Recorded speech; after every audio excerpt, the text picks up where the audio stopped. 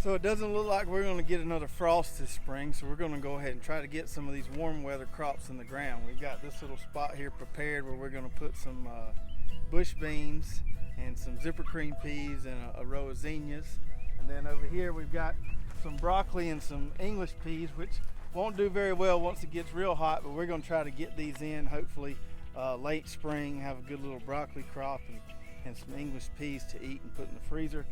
And then over here, we've got a row of spring carrots we're trying just because we had a little extra room. And we've got some spots here where we pulled up our overwintered carrots. Still have a few beets and those carrots left. And then finally, over here we've got our double row onions, which we've been super pleased with how this turned out. Running them on drip irrigation on double rows, just really healthy, probably the best onions we've ever grown.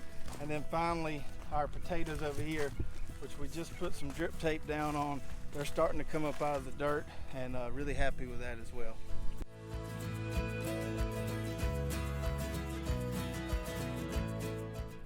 So the first of these warm weather crops we're going to get in today is some field corn. We're planting a variety called Trucker's Favorite, which is an old heirloom variety that goes back to the 1800s.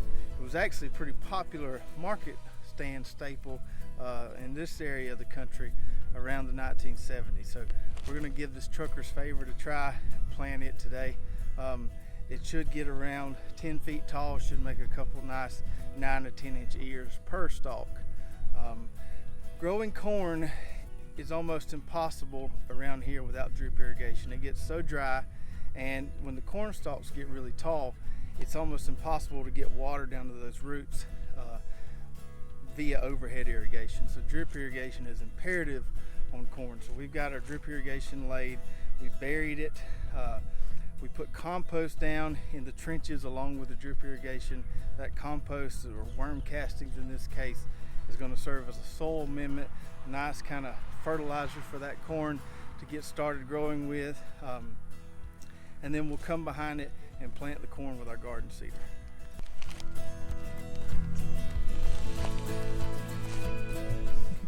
So it turns out that this Trucker's Favorite corn here works perfectly with our stock number 6 plate. In most cases with corn you have to modify the plate and drill the holes bigger or use a blank plate and make smaller holes. But this corn right here works perfect with this plate. We've already tested it, so we're not going to mess with it. We're going to go with this spacing, which with 4 holes is on about 4.5 inch spacing, which would be perfect for this field corn. We may come in and thin it a little later, but it's going to be good spacing for planting right now. So I've got my depth adjustment here set on about 1 inch. With the rolling culture here on the garden seeder, we can plant directly on top of the drip tape, and we're not worried about anything cutting into it. I like to leave the cover off of the seed hopper while I'm planting, so I can see what's going on. If a seed gets jammed or something, I can see the issue and fix it right quick.